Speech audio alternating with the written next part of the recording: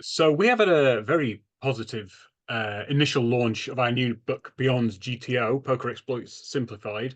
And if you're unfamiliar, it's a book about node locking. So it's a book about how to play against imperfect opponents, but we use modern solver technology to explore the best lines. We did a video about that last week where we did just that. And I've got another interesting one for you today. Hi, Dara. This spot I've got for you, you're not prepared for what it is, but this is a leak you called "Let's keep it friendly." So do you know what I'm about to explore? A "Let's keep it friendly" bet. Yeah, I vaguely remember working on this. I think this might be a Dan Harringtonism originally. The let's keep it friendly bet is essentially a very small bet where one player is trying to keep the pot small for that reason. Um, uh, and yeah, it's I'm looking at the board 10-7 deuce, and I'm thinking a lot of live players in this spot when they have either a marginal hand like let's say 7-6, or they have a draw and they Mhm. don't want to face a big bet, they try out a small bet. Is, Yeah, is that, yeah, is that what we're talking about? pretty much, yeah. So this is something I started to notice at the lower stakes tables that I play at. It used to be that if I was, say, the button or the hijack, and I've opened, and then the big blind calls, and then they led out into me on a board where it would normally be a 100% check. Normally, my alarm bells would ring. Like, Are they trying to build a pot with a set or something like that? Have they got are they bluffing with a draw? In more recent times, I found reliably that it's second pair or third pair or an under pair to the board or something like that. Um, and then I was wondering, like, if that is the case, should I be raising them now, or should I be, you know, floating and then raising on the turn if they give up, and so on and so forth. But it's something I'm noticing a lot of low stakes tables. On a 10-7-2 board like this, if the big blind leads out, it would be something like pocket eights, ace seven, 6-7, ace two, perhaps something like that. Yeah. Let's just go for a quick GTO solution. This is 50 big blinds, low jack has raised, the big blind has called. The flop is 10-7-2, two hearts. And as I said, this is a 100% check board.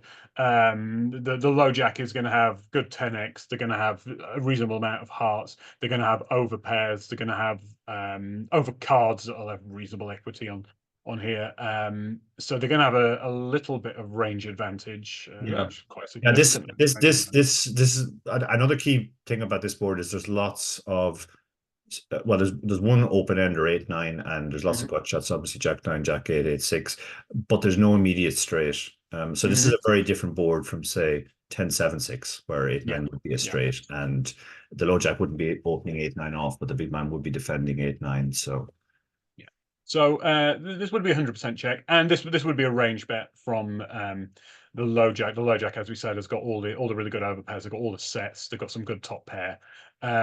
There's some hands that like to overbet. Um, yeah, Probably things with hearts in them to some extent. Um, a hand like jacks is the obvious overbet candidate because they want to get value now before a queen or a king or an ace comes. But for the most part, this is a range bet, so I think most people will understand that.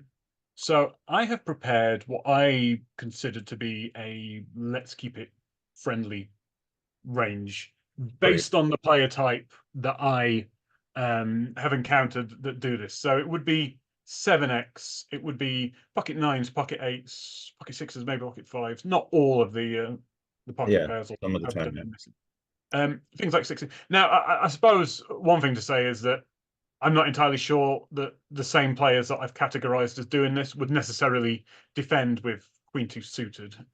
So it's not really an apples to apples comparison, but this is the leak that I think I'm seeing a lot, which is basically you have a not as good as top pair hand, and you try and control the pot by leading out small here. Yeah. So So um, So the question is, what do we do in this situation? Do we raise or do we float and see what happens on the turn? So what would you guess at before we jump into it, Dara? Um, well, I mean, essentially, what the mistake they're doing is they're betting a capped range. Mm. So usually the response to that is to raise a polarized range. Hmm. Um, so yeah, I'm going to get and also use a big sizing. Mm. So I'm going to guess that's what solver's going to want to do. Yeah, I mean, yeah, it's actually unequivocal in this instance. They raise like That's a very big nice. size. That's super It's striking. Yeah, it's Yeah, almost. it's not actually a polar range; it's the entire range. Yeah, well, just the range is so strong. We have so much value, and when we use a big size, like we're going from 1.2 up to 5.9 big blinds. He's led for 1.2, and we're basically 5xing his bet. Therefore, we get to do a lot more bluffing.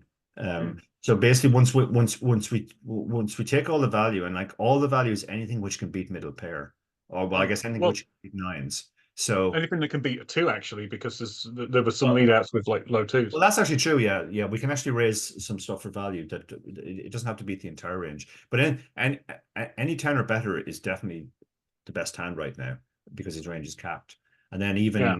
even hands like nines, eights, ace seven beat most of the range, so they can be raised for value as well. And Mm. that just comprises so much of the range that then when we start thinking, okay, well now what bluffs can we use? And then our bluffs are going to have equity as well.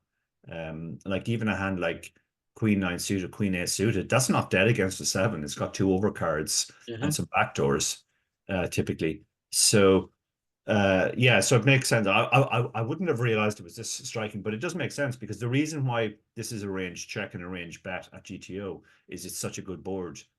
LoJack has such a range advantage, and by breaking the laws of GTO and doing this lead in a situation where they don't have range advantage and they're doing it with a capped range, it really allows the LoJack to pounce on them.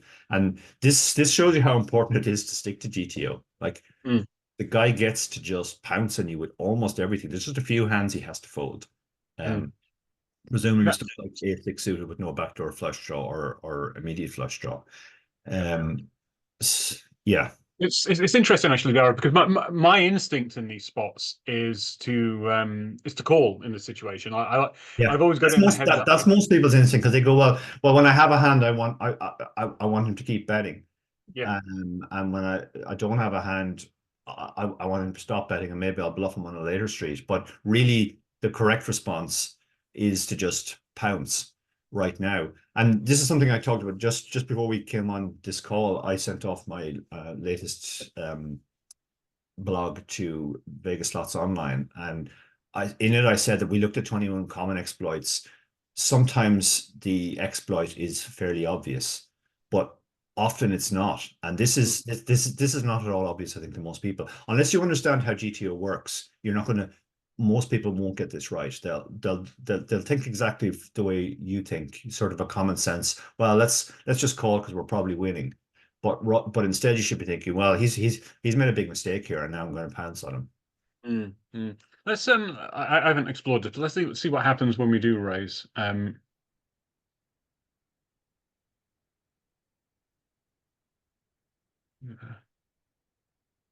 So this is the GTO solution. So this is the important thing to remind people of is when you get a solver to look at a node lock spot, an exploitative spot, they still play as perfectly as they can within the parameters of the node lock. So this is what calling at the right frequency looks like.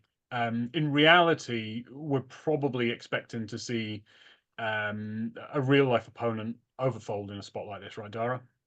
Yeah, yeah, like it's very hard to get this right, and it's important to realize that if the opponent doesn't do this, they're losing even more money. Mm. They're already losing money because they've made a mistake by leaving the flop in a situation where they shouldn't, and because of that, they're losing EV, and we pounce on that by raising the low jack. It would be interesting to see what the EV of both solutions is as well. Maybe we look at that afterwards, but it's also important to realize that if they don't get the spot right, uh, they're going to lose more EV. And I would say that almost nobody's going to get this right. I think a lot of people will overfold. but I think some people might even call too much. Mm, Like we can see here that, for example, they're supposed to fold some of their 2x. I think a mm. lot of players would just get stubborn, and we talk about this in the book as well. We call it the law of second aggression. That when you get aggressive with somebody, they kind of don't want to fold straight away. They feel like that's weak. Well, I let out and he raised me, and I'm not going to fold now. But then they'll fold on the next street, and what happens then is they put in more money, and they've still lost the pot in a situation where they should have just cut their losses on the flop. So I think some players will call all their 2x here, and certainly all their 7x. I can't imagine too many players would actually fold ace 7 here. So one other interesting thing to look at is if we go back. So um, if we go back to this was 100% check in GTO world, but we know that we've given this player some lead outs. Let's look at what happens when we do check, which we're signaling to the low jack now that we don't have second pair or what between bottom pair and second pair. Yeah. Now, on the face of it, this looks exactly the same because it was 100% bet the first time. But if we just compare the two nodes, there are some minor differences. The sizing has changed is the big Yeah, one. this in the sizing. Yeah. We just lower So our sizing because we're up against a weaker range now. So we yeah, don't, so don't we're need. at the on the left we have the node lock solution. On the right we have the GTO solution, and what you've got is there's more. Oh, wrong way around. Yeah, there's more overbetting in the GTO solution. Yeah, overbetting Um, our big or big betting. bet. Uh, And then there's more, I guess, no, it's still small betting, it's 33%. So we go for the 33% bet much more in the yeah, because solution. again, like think about what your value wants to do. Like in the GTO solution, when you have very strong value, like Jack's example, you want to bet big and get as much money in as possible now. Uh, but in a scenario where the guy has ruled out a lot of his strong hands, and now you're up against a weaker range, you want your jacks to get more value. Mm, You want your jacks to get some value. You don't want them to fold. If you stick to the original GTO solution here and just bet big with with the parts of your range that want to bet big, all that's going to happen is he's just going to fold, and you're not going to get very much value. The other thing is because his range is so weak now, uh, you have hands that um, you have more strong hands, let's say. yeah. Like anything better than a 7 now is pretty much the nuts. Mm, Or even any pair is almost the nuts because most of his range is made up of unpaired hands. So now you can actually start thinking about, well, I want to get some value from stuff like ace a 2 or a 7 as well. So suddenly your mm. value range expands and your bluff range contracts. And in any spot where your value range expands and your bluffs contract, you want to bet smaller to keep the right value to bluff ratio. I mean the big blind does have some strong hands in the range because like we said at the outset, this is a let's keep it friendly bet for the weaker portion of the value range. Yeah, But the big blind has such a wide range that even though they do have, say, Jack 10 for top pair, King 10, all pocket these good top sevens, pairs, pocket sevens, um, twos. pocket sevens for a set. Yeah, It's still overwhelmed by the unpaired no draw trash part of yeah. the If you range. just go into the ranges tab quickly, um, I think we'll see that. Like Yeah, just look how overwhelmed they are. Like they have a small amount of sets and two pairs, but the vast majority of their range is no made hand, king high, and yeah, ace high. That makes yeah, up over 60% of their range. yeah, exactly, exactly. Um, Cool. So that was short and sweet. That was something I'm noticing at low stakes tables, and I must say I have been doing doing it the wrong way around. I have been calling, thinking I'm going to milk this player for several streets of value, when really it's just about I guess the immediate thing that makes money. I think is that the right way to think of it, Dara? Yeah, it's the immediate thing. I think it also kind of blends into another mistake that people make, which is betting for information. There's a little bit of the informational thing about this when somebody bets a Mm, seven. They're like, well, I think my seven might be good. I want to find out. I don't want to check. he's going to just range bet, and then I'm not going to know where I am. I'm going to bet and see what happens. And Dan Harrington, again, to go back to Dan, talked about this in one of his books. He said that when people bet for information, give them the answer they don't want to hear. Yeah. So just, which means like just raise them, and now you bluffs are just printing, because and even if they're calling at the right frequency, which we've said is really difficult to do, they're still they're still losing more money than if they hadn't bet. But if they call it the wrong frequency, they're losing even more. And as you just showed, they're losing even more in the other part of the game tree as well when they check. Mm. Now we get away with making a small bet, and putting them in a difficult spot.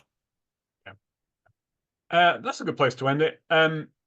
If you liked this video, we'll probably do a few more of these as we're promoting Beyond GTO, because this is exactly what our new book is about. So if there's a particular type of leak that you've always wondered about, reply in the YouTube comments, let us know what it is, and we might make it in the next video. So thank you very much, Dara.